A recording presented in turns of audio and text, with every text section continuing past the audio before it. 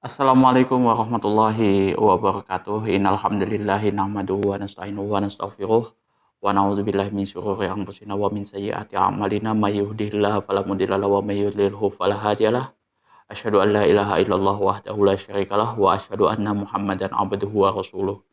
Allahumma shalli ala sayidina Muhammad wa ala ali sayidina Muhammad kama shallaita ala sayidina Ibrahim wa ala ali sayidina Ibrahim fil alamin innaka Hamidum Majid. Rabbi shrah li sadri wa yassir li amri wahlul 'uqdatam min lisani yafqahu qawli amma ba'du. Hadirin hadirat jamaah kaum muslimin wal muslimat yang dirahmati oleh Allah Subhanahu wa taala dimanapun antum berada. Eh di video kali ini saya tidak membahas masalah kajian kitab. Nanti kita ada sesinya tersendiri ya. Ini hanya eh, sesi opini saya tentang beberapa keresahan saya tentang sosial media, terutama yang ada di YouTube. Masalah yang saya mau bahas di sini yaitu tentang kutukan podcastnya Denny Sumargo ya.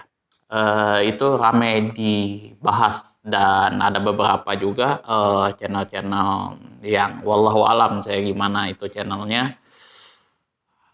Dia menampilkan di situ ada 4 orang yang meninggal selepas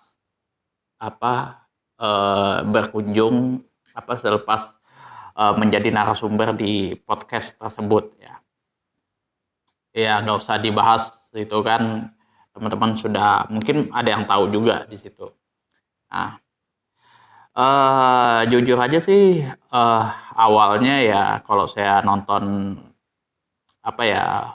isi podcastnya sih nggak ada yang salah. Kemudian ya dia cuman cerita-cerita apa segala macam ya. Kemungkinan ya ada yang juga dia sudah narasumbernya itu memang di tanggal ini dan tanggal ini saya nanti akan meninggal kayak gitu dan kemudian terjadi ya walaupun itu sempat di beef kayak gitu kan. Oke, pertama kalau misalkan teman-teman ya siapapun itu ya baik itu saya yang teman-teman yang lain percaya dengan hal-hal tersebut ya ada suatu kutukan ya di podcast A, B, C, D, dan D itu bukan cuma di podcastnya Denny Sumargo aja. Akidah antum semuanya jujur saya minta maaf sebelumnya harus saya katakan akidah antum itu layak untuk dipertanyakan. Itu ya, akidah antum layak untuk dipertanyakan. Karena apa? Kalau kita menggunakan standar baik itu Tohawiyah ya, kalau kita berbicara masalah akidah ya, Tohawiyah dan Asy'ari Maturidiyah atau Asy'ari Maturidiyah itu hal yang sebenarnya tidak sembarangan untuk kita ngomong ke orang gitu ya, karena ini berbicara masalah akidah.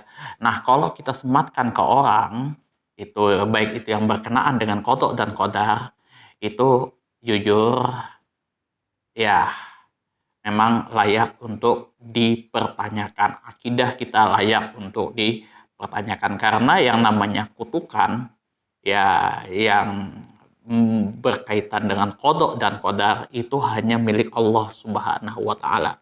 Garisannya di situ milik Allah Subhanahu wa taala. Tidak ada yang bisa mencampuri di situ. Nah, perkara orang itu meninggalnya dalam keadaan apa? Misalkan kecelakaan kah, habis datang dari podcast kah, kemudian keselak rokok kah dan lain sebagainya itu sebab musabab saja. Itu ya kan Allah gariskan ya memang keadaannya seperti itu. Tapi ya garisannya itu meninggalnya karena apa? Karena mati lemas dan lain sebagainya ya Allah Subhanahu wa taala yang sudah atur itu dari zaman azali sebelum dia lahir. Nah, kalau kita berbicara masalah standar ya, ketika kita menyampaikan segala sesuatunya, baik itu masalah ini ya, opini saya ini, dan juga beberapa yang lain itu saya kebanyakan menggunakan kitab ya. Ya supaya apa? Jujur selain saya juga tidak hafal Al-Quran dan hadis, tapi paling enggak ketika saya menyampaikan sesuatu itu ada dasar hukumnya, itu ya, ada standarnya, itu ya. Teman-teman pasti sudah tahu kalau misalkan saya membahas masalah hukum itu yang tipis-tipis ya, saya menggunakan kitab Fathul Qorib, kemudian kitab Safinatun Najah, kitab Bulughul Maram beserta syarahnya. Kemudian juga kalau masalah zikir-zikir saya menggunakan kitab Al-Azkar, itu supaya kita menyampaikan segala sesuatunya itu ada dasar hukumnya, ada pandangan dari beberapa ulama seperti itu. Nah, begitu juga kalau misalkan kita mengatakan segala sesuatu yang ini sekali lagi masalah qada dan qadar itu harus ada standarnya ya. Saya kasih contoh sumbernya ya. Kalau misalkan teman-teman yang mayoritas di Indonesia yang saya tahu itu bermazhab Asy'ari Maturidi.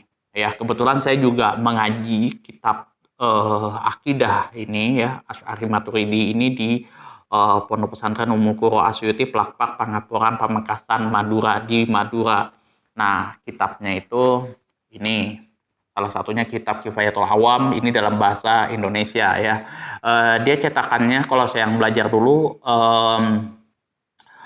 cetakannya itu dalam bahasa Madura, huruf pegon kayak gitu, tapi dalam bahasa Madura. Nah, kalau yang ini dalam bahasa Indonesia ya, seperti itu.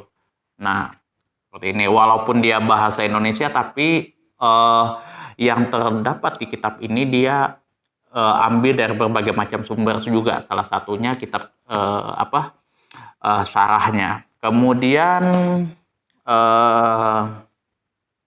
ini juga syarahnya daripada kitab ini tadi, kitab Kifayatul Awam, ini syarahnya, ini pembahasannya detail di sini masalah akidah. Dan juga kalau misal teman-teman yang karena saya suka dengan pemikirannya Asy'ari, Imam Asy'ari, saya punya kitab Al-Lumah. Ini kalau teman-teman yang cinta banget ya dengan Asy'ari, mazhab Asy'ari, itu wajib mempunyai kitab Al-Lumah. Ini ada terjemahannya, juga ada Arabnya. Ini Arabnya. Kemudian kalau yang di sini, ini nggak kelihatan ya. Nah, ini terjemahannya. Bentuknya ya seperti ini, kayak gitu.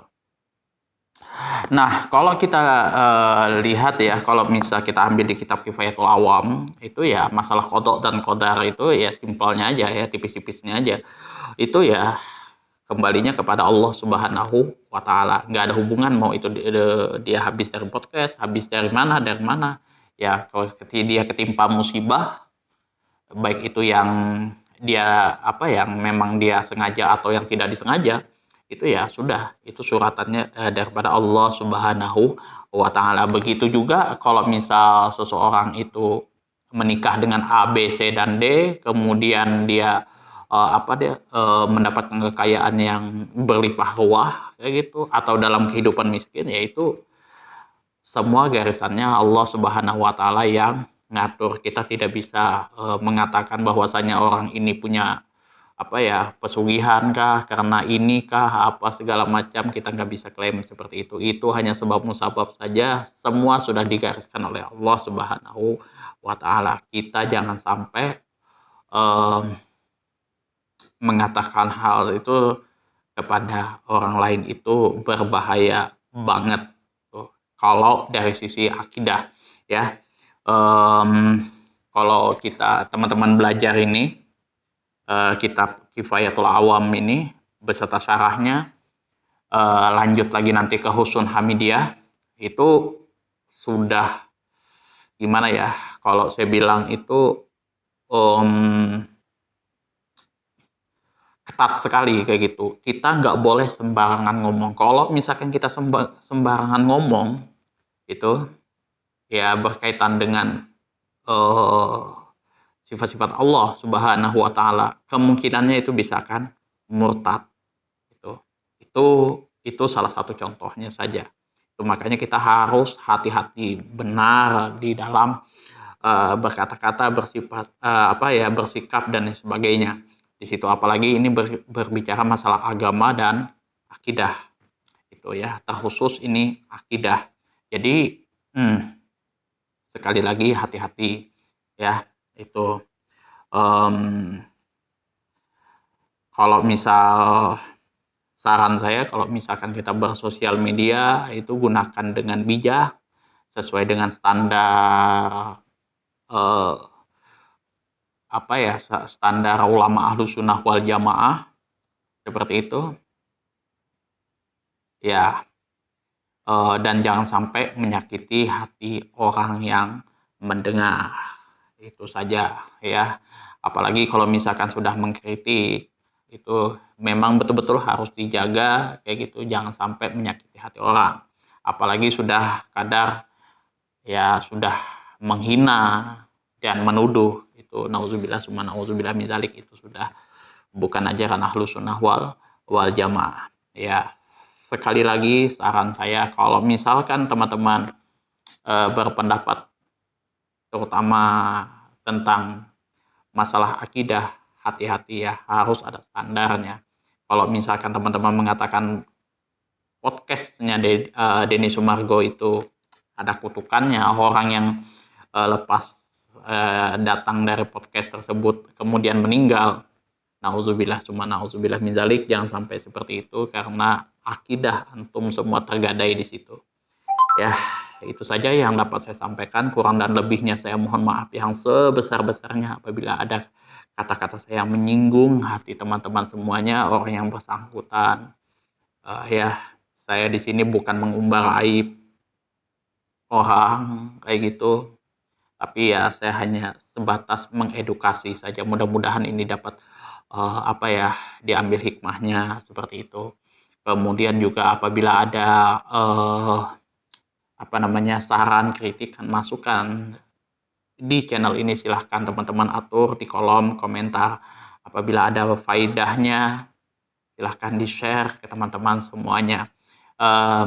Nanti ya ke depan ya saya terus mengajarkan kitab-kitab ya, kitab-kitab baik itu yang kitab-kitab yang masih proses, seperti halnya kitab Bulughul Maram, Al-Azkar, Fathul Qorib, dan lain sebagainya. Akhirul kalam, wabillahi taufiq wal hidayah. Assalamualaikum warahmatullahi wabarakatuh.